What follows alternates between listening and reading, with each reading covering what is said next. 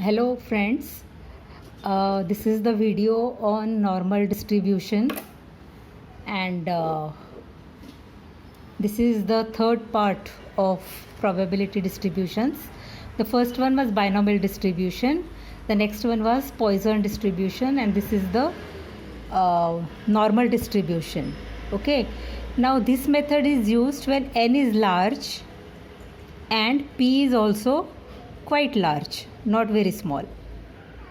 Okay, p is large in the sense, of course p is the probability which is always less than 1, but it is not very small like 0.0001 वगैरे एवढं लहान नाही आहे, पण बऱ्यापैकी p हा 1च्या जवळ झुकतो आहे. अशा वेळी ही नॉर्मल डिस्ट्रीब्युशनची मेथड वापरायची आहे. तर इथे एक गोष्ट लक्षात ठेवायची आहे की mean, okay, binomial distribution with m equal to np. Now what is m? m is equal to mean. Okay, n is the number of items or number of repetitions. p is the probability in one experiment. So np is equal to m. तर m काढल्याशिवाय आपल्याला पुढे जाता येणार नाही, आणि शिवाय standard deviation असतो √npq.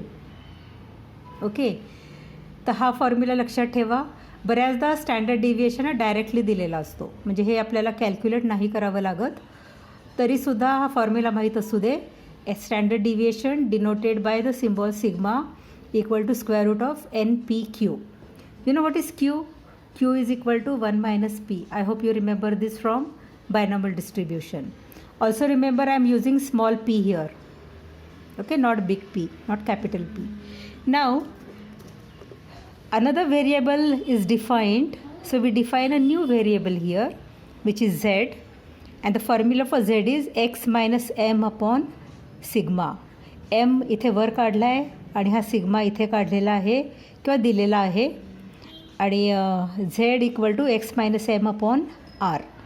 कधी x वापरायचा, कधी r वापरायचा.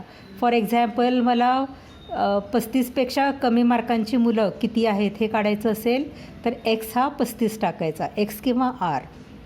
x or r is the desired outcome. तर इथे मी लिहिलेलं पण आहे, where r or x is the desired outcome.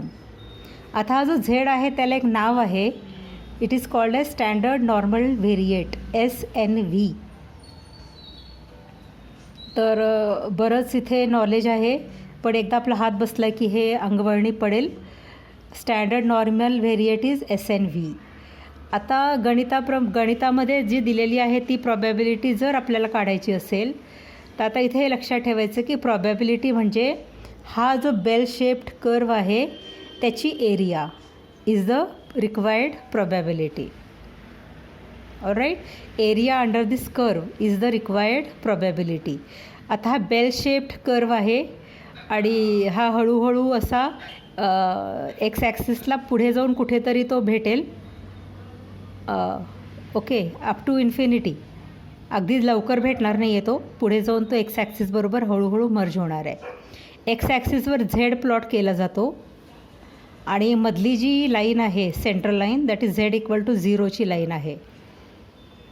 इकडं ह्या झेड इक्वल टू 0च्या डावीकडे आणि उजवीकडे एरिया सेम आहे, आणि ही जी बेल शेप्ड कर्व आहे त्याची टोटल एरिया 1 आहे, कारण आपल्याला माहिती आहे की फुल प्रॉबॅबिलिटी नेहमी 1 असते. फुल प्रॉबॅबिलिटी 1 असते, राईट. आणि मग हे इक्वल पार्टमध्ये जर डिवाईड होत असेल तर उजवीकडची एरिया 0.5 आणि डावीकडची एरिया 0.5 अशी एरिया आहे. झेड इथे प्लॉट केला जातो एक्स ॲक्सिसवर आणि Z equal to 0. Okay, is the central line. इकडे 0.5 एरिया, इकडे 0.5 area. Remember, probability is the total area required is under the curve. X ॲक्सिसच्या वर आणि कर्वच्या खाली अशी एरिया म्हणजेच प्रॉबॅबिलिटी आहे. आता तर ते कसं करायचं ते आपण नंतर बघूया.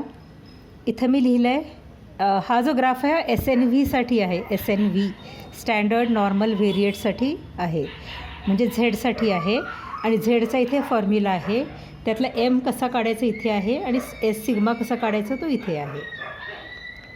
Now the area above x-axis and under the curve is 1 equal to 1.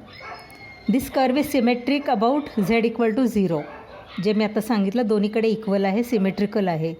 The area on both sides of z equal to 0 is 0.5 each.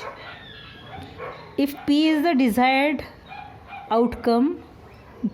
आता हा जो स्मॉल p आपण काढतो, कॅपिटल p जी टोटल एरिया काढतो ती आता मी कॅपिटल p ने दाखवणार आहे. द एरिया म्हणजे द उत्तर जे p प्रॉबॅबिलिटीचं काढलेलं आहे ते कॅपिटल p असणार आहे. It is desired. If p is the desired outcome then the total number of items is equal to NP. तर हे आपण नंतर बघूया की याचा काय अर्थ आहे तो. Now let us start with the examples. In a sample of 1000 cases the mean of a test is 14. Mean of the test is 14 म्हणजे M दिलेला आहे 14 and standard deviation is 2.5. assuming the distribution to be normal.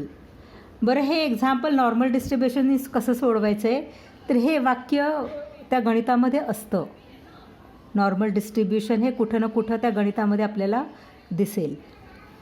Binomial डिस्ट्रीब्युशनचं गणित असेल तर त्यातसुद्धा use binomial distribution असा शब्द वापरलेला असतो. पॉयझनसाठी सुद्धा पॉयझॉनचं नाव त्या गणितामध्ये कुठंतरी दडलेलं असतं, तर त्याच्यावरून आपल्याला हिंट घ्यायची असते. Find there are 2 parts. How many students score between 12 and 15. Okay, तर 1000 केसेस त्यांनी स्टडी केलेले आहेत. एका टेस्टचं ॲव्हरेज 14 आहे, स्टँडर्ड डिव्हिएशन 2.5 आहे आणि डिस्ट्रीब्युशन नॉर्मल जर असेल तर किती स्टुडंट्स 12 आणि 15 मार्कांच्या मध्ये आहेत आणि 18च्या वर किती स्टुडंट्स आहेत. आता एक डेटा इथे दिलेला आहे, हा प्रत्येक गणितात आपल्याला दिला जाणार आहे. z equal to 0.8. The given area of z equal to 0.8 is 0.288. z equal to 0.4 is 0.1554 and for 1.6 is 0.4452. तर पहिलं पार्ट सोडवायला घेऊया. M is 14, standard deviation is 2.5. आता फर्स्ट पार्ट 12 पहिल्या गणितामध्ये 12 आणि 15च्या मध्ये काय एरिया असे किती प्रॉबॅबिलिटी किती स्टुडंट्स आहेत ते काढायचं आहे. तर आधी आपण 12 आणि 15च्या मधली प्रॉबॅबिलिटी काढूया. त्याला 1000ने गुणलं की आपल्याला एकूण विद्यार्थ्यांची संख्या कळेल. तो मगाशी मी फॉर्म्युला जो सांगितला तो हा बघा NP, नंबर ऑफ स्टुडंट्स. तर प्रॉबॅबिलिटी आपण काढल्यानंतर N into P 1000 into probability केली की आपल्याला उत्तर मिळणार आहे. तर आता M इक्वल टू 14 करायचं आहे आपल्याला.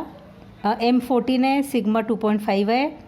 तर जर R 12 असेल तर R minus M upon sigma 12 minus 14 upon 2.5 is minus 0.8. आणि 15साठी Z काढायचा 15 मायनस 14 बाय 2.5. Rच्या ऐवजी एकदा 12 टाकायचं आहे आणि Rच्या ऐवजी एकदा 15 टाकायचा. प्लस 0.4 आलेला आहे. 12 आणि 15च्या मध्ये किती स्टुडंट्स आहेत हे आपल्याला काढायचं आहे. यात आता ते असं लिहूया. प्रॉबॅबिलिटी इकडे बघा इथे probability when R is between 12 and 15. आता इथे इक्वल टू असू शकतो. या केसमध्ये इक्वल टू आहे का नाही हे इतकं इम्पॉर्टंट नाही आहे. आता काय करूया, R जेव्हा 12 आहे तेव्हा झेडची व्हॅल्यू मायनस 0.8 आहे. तर फिगर काढायची अशी बेल शेप्ड कर. मायनस 0.8 इथे आला तर इथे एक उभी रेष आखायची आहे. आणि R 15 असेल तर प्लस 0.4 आला. प्लस 0.4 इथे आला झेडची व्हॅल्यू. या एक्स ॲक्सिसवर झेड आपण प्लॉट करणार आहे. त्याला करेस्पॉन्डिंग लाईन आपण मारली तर आपल्याला 12 आणि 15च्या मध्ये किती प्रॉबॅबिलिटी आहे आणि किती मुलं आहेत हे काढायचं आहे. म्हणजे ह्या दोन ज्या लाईन्स आहेत 12 आणि 15ला करेस्पॉन्डिंग झेडच्या व्हॅल्यूज त्याच्यामधली एरिया आपण शेड करून घेऊया. तर ही एरिया आपल्याला काढायची आहे. ओके, तर ॲक्च्युली SNVचं एक टेबल असतं, पण अर्थात टेबल न घेता आपण ह्या ज्या व्हॅल्यूज दिल्यात ना इथे हे बघा, याचा उपयोग आपल्याला करायचा आहे. तर आता दोन्हीकडे कर्व सिमेट्रिकलच आहे. ओके, आता इथे दिले बघा 0.8 पर्यंतची एरिया 2881 आहे. आता 0.8 इकडे किंवा 0.8 इकडे दोन्हीकडे एरिया सेमच असणार आहे. त्याच्यामुळे काय करणार आपण, एरिया फ्रॉम 0 to 0.8 प्लस 0.8 किंवा मायनस 0.8. ओके, फिगर काढताना नीट काढायची आहे, एरिया काढताना मायनस काढून टाकायचा. तर नाव P probability for R less than or R between 12 and 15 is area from -0.8 to 0.4. आता इथे दिलेलं आहे वर 0 आणि 0.8च्या मधली एरिया दिली आहे 0.2881. एरिया नेहमी 0पासून दिलेली असते. 0.4ची एरिया दिलेली आहे 0.1554. तर so area from 0 to 0.8 plus area from 0 to 0.4 त्या दोघांची बेरीज ती 0.4435 आलेली आहे. So number of students between 12 and 15 is ही जी प्रॉबॅबिलिटी आली ती इंटू 1000, दॅट इज 444. 0.35 नाही घ्यायचा, नंबर ऑफ स्टुडंट्स डेसिमलमध्ये नसतात. तर इथे मी आपण NP फॉर्म्युला वापरला आहे बघा. टोटल नंबर ऑफ स्टुडंट्स वर दिलं आहे ना, किती आहेत, 1000 आहेत ना विद्यार्थी, 1000. N is 1000. P आपण काढलेली प्रॉबॅबिलिटी, ह्याच्यातनं आपल्याला टोटल नंबर ऑफ स्टुडंट्स हा आकडा आपल्याला मिळणार आहे 444. आता सेकंड पार्ट ह्याच्यातला, हाऊ मेनी स्कोर अबोव 18, 18च्या वर किती जणं स्कोर करतायत, तर ते बघूया आता.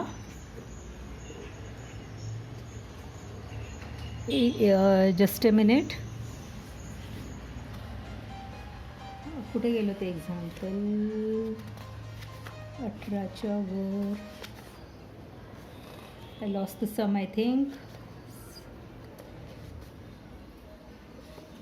Okay, I have not solved that example above 18.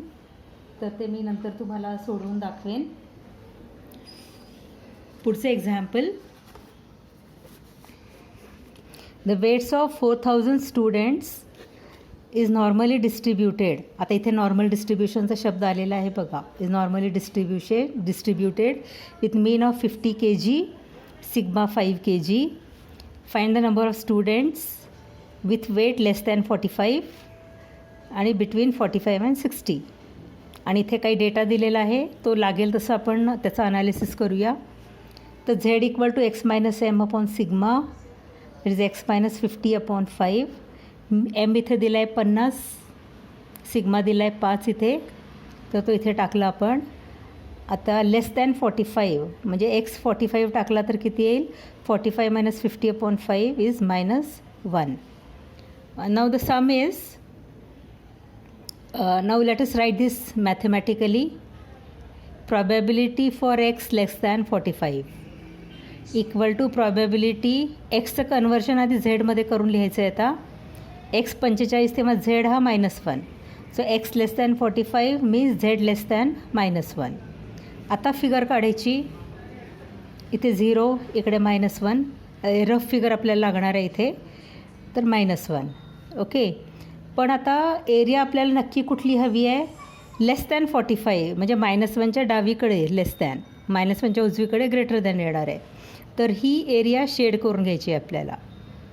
Less than 45 means z less than -1, तर -1पेक्षा लहान z या बाजूला असतो, राईट. तर ही एरिया शेड केलेली आहे. तर ही टोटल एरिया आपल्याला हवी आहे.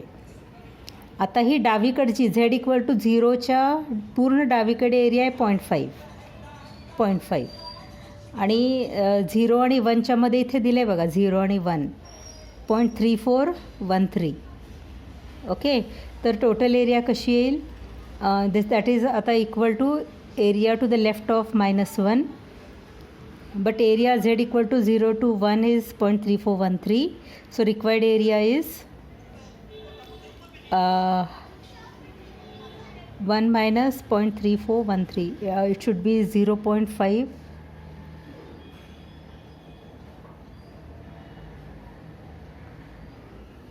ही टोटल एरिया 0.5 आहे, त्यातनं 3413 मायनस केला. हे जरासं करेक्शन करून घ्या इथे आणि ती व्हॅल्यू इथे टाका आणि मग इथे टोटल नंबर ऑफ स्टुडंट्स मिळवा. इथे चुकलेलं आहे, माझ्याकडूनच चुकलं आहे, I am sorry. The required area should be 0.5 minus, कारण इथून इथली ही एरिया, इकडची एरिया 0.5 आहे, त्यातनं ही एरिया मायनस करायची जी दिली आहे 0.3413, तर ती मायनस केल्यावर एवढी एरिया मिळेल. ओके, तर आणि मग त्याला 4000ने मल्टिप्लाय केलं की एवढं येईल. तर हे आन्सर ही चुकलेलं आहे. So I will correct this and send in PDF file. Next part between 45 and 60. तर 45 आणि 60 आपण आता करूया. x 45 तर z -1, x 60 म्हणजे झेडची व्हॅल्यू 2. नाव probability for x between 45 and 60 means z between 1 and 2, -1 less than z less than 2. आता फिगर काढा. परत -1 इकडे आहे या बाजूला, बरोबर ना. -1 आणि 2च्या मधली एरिया, तर -1 इकडे, 2 इथे, तर अशी उभी लाईन मारायच्या तिथे, आणि ती एरिया जी आहे ती टोटल एरिया म्हणजे प्रोबॅबिलिटी. तर 0 to 1ची एरिया मगाशी दिलेली आहे 3413. 0 to -1 काय आणि 0 to 1 काय, तर 0 to 1 जेवढा होतो तेवढाच 0 to -1 आहे. तर 0.3413 प्लस ह्याची एरिया दिलेली आहे 0.4772, ही टोटल आली. And the number of students जर विचारलं तर ही प्रॉबॅबिलिटी इथे काढून झालेली आहे, पण प्रश्नामध्ये किती स्टुडंट्स आहेत असं विचारलं आहे, म्हणून मग n × p. सो मल्टिप्लिकेशन केलं की 327.4. ते एक तर 327 लिहा किंवा 328 लिहा, दोन्ही चालू शकेल. Okay, next sum.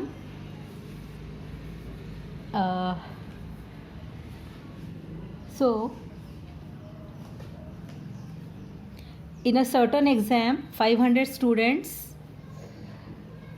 appeared, mean mark 68, ST8. Find number of students getting less than 50 and more than 60. तर डेटा आपण नंतर लागेल तसा बघूया. m is 68, sigma is 8. पहिल्या पार्टसाठी लेस दॅन 50 म्हटलं आहे, तर 50 एक्सच्या ऐवजी 50 टाकून झेड कॅल्क्युलेट करा, -2.25. नाव this is important, we write this mathematically. Probability for x less than equal to 50. Less than equal to 50 का घेतलं कळलं ना, लेस दॅन 50 मार्क्स म्हटलं आहे, so less than 50. So probability for एक्सचं कन्वर्शन आता झेडच्या व्हॅल्यूजमध्ये करायचं. So Z less than equal to -2.25. आता फिगर काढा. बेल शेप्ड कर्व हा झेड, तर -2.25 इथे येतो अप्रॉक्सिमेटली. हां, इथे स्केलप्रमाणे काढायचं नाही आहे, just we want to get an idea. तिथे लाईन मारायची, याच्या डावीकडची एरिया, तिथे area to the left of Z equal to -2.25. So ही टोटल एरिया डावीकडची. आता ह्या 0 इकडच्या डावीकडची एरिया बघूया, तर 0.5मधनं ही एरिया घालवायची आहे. So 0.5 minus area between 0 and 2.25, ही 0 आणि 2.25च्या मधली ही एरिया टोटल 0.5मधनं मायनस करायची आहे, आणि ही व्हॅल्यू इथे दिलेली असते. Between 0 and 2.25 is 4878. 0.5मधने मायनस केलेलं आहे, एवढं येतं. So number of students less than 50 is NP. n 500 होता, 500 स्टुडंट दिलेले आहेत इथे. So 500 × 0.0122 is equal to 6. तर 50पेक्षा कमी मार्क मिळालेली 6 मुलं आहेत. आता पुढचा प्रश्न आहे मोर दॅन 60 मार्क्स. तर आता 60साठी झेड काढायचा. 60 - 68/8 इज -1. आता we want probability for x greater than 60. 60पेक्षा जास्त mark, greater than or equal to टाका, अगर न टाका उत्तर सेमच येणार आहे आपलं इथे. एवढं ॲक्युरेट इथे उत्तर मिळणार नाही, कारण डेटासुद्धा खूप लार्ज असतो, त्याच्यामुळे एखादी व्हॅल्यू इकडे तिकडे होऊ शकते. तर probability for Z greater than equal to -1. तर आता -1 इकडे इथे फिगरमध्ये, हे तुम्हाला नक्की माहीत असेल. मायनस व्हॅल्यू इकडे आणि प्लस व्हॅल्यू इकडे, तर -1 इकडे आहे. आणि ग्रेटर दॅन म्हटलं आहे म्हणजे -1च्या उजवीकडची सगळी एरिया. तर ही इकडची ही या अर्ध्याच्या पुढची एरिया तर 0.5 आहे, आपल्याला माहिती आहे. आणि 0 to -1 हा दिलेला आहे डेटामध्ये, मागच्या पानावर तुम्हाला दिसेल. तर काय करायचं, ही 0.5 आणि याची एरिया 0.3413, ती 0.8413 आली. So total number of students is NP. So 500 into this, that is 421. Okay, 421. जास्त मुलांना 60पेक्षा जास्त मार्क पडलेत, ह्याच्यावरनं कळतं. आणि त्याचं कारण असं की ॲव्हरेज मार्क्सच 68 आहेत. ॲव्हरेज मार्क्स 68 होते ना या गणितामध्ये, तर ॲव्हरेजच जास्त आहे. तर नॅचरली 60च्या वरची मुलं इथे जास्त निघणारच आहेत. ओके, तर थोडंसं अनालाइज पण आपण करायला शिकला पाहिजे. नाव the next one, in a sample of 100,000 cases, the mean of test is 14, ST is 2.5, assuming distribution to be normal. How many students score between 12 and 15? अरे हे मगाशीच केलेलं आहे का?